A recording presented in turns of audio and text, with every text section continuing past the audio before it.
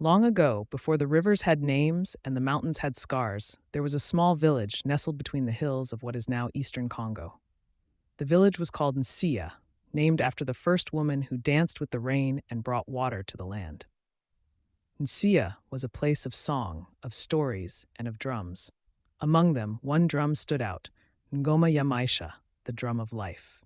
It was carved from the sacred mukula tree, painted with earth and river clay, and guarded in the shrine of the elders.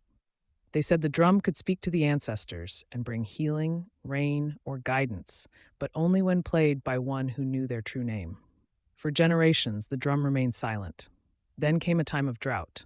The rivers dried up, the crops died, children cried, and elders fell into long silences. The people tried prayers, songs, dances, but the skies remained hard and blue.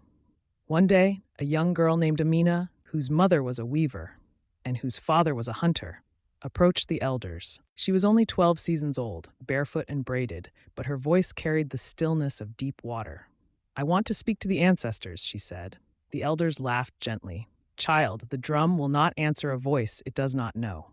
"I know who I am," Amina said, "and I hear the old stories even when no one is speaking." Curious, the elders allowed her into the shrine.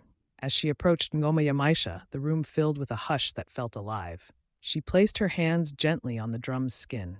She did not beat it with force. Instead, she whispered her name to it, not the name given at birth, but the name her grandmother had spoken only once before she passed, Nalumbwe, meaning she who remembers.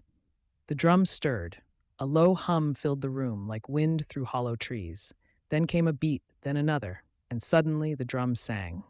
Outside, clouds gathered like long-lost kin returning. Rain fell, not in torrents, but in rhythms that matched the drum's song. The village danced, the earth drank, life returned. From that day, Amina was no longer just a child. She became Nalumbwe, the rememberer, the youngest keeper of the village's soul.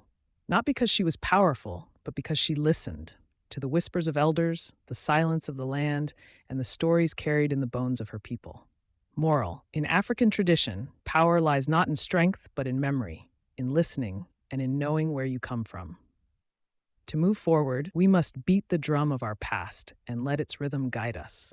Follow us Instagram and YouTube for more stories.